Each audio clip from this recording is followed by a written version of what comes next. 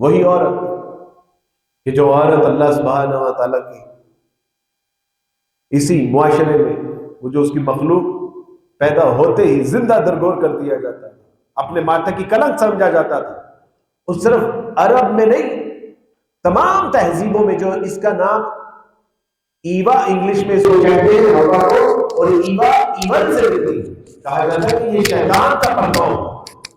Bible بھی یہ کہتی ہے کہ یہ جو گناہ ہوا تھا، جو لفظ سرزد ہوئی تھی، یہ ہوا نے شیطان کی بات مانی اور آدم نے ہوا کی بات مانی۔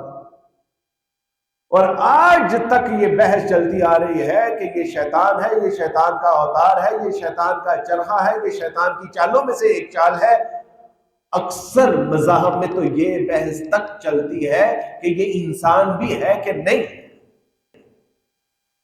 لیکن اللہ سبحانہ و تعالیٰ نے دیکھا کہ اس کو کتنا اکرام، کتنی عزت، کتنا احترام، اور یہاں تک کہا کہ اگر یہ بیٹی ہے تو تمہارے لیے دوزخ کے درمیان آڑ بنا دی گئی، اگر بیوی ہے تو تیرے ایمان کی تکمیل کا ذریعہ بنا دی گئی، اور اگر ماں ہے تو بچہ پیدا کرتے ہوئے بچ گئی تو جنت سیدھی اس کے قدموں میں، اور اگر مر گئی تو اس کے قدم سیدھے جنت میں۔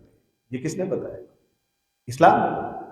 اور آج وہی عورت اسلام کے دامن سے نکلنے میں اپنے لیے عافیت محسوس کرتی ہے۔ وہ پتر ذلت اور رسوائی تو مل سکتی ہے، اسلام کے دامن سے نکلنے کے بعد عزت نہیں مل سکتی۔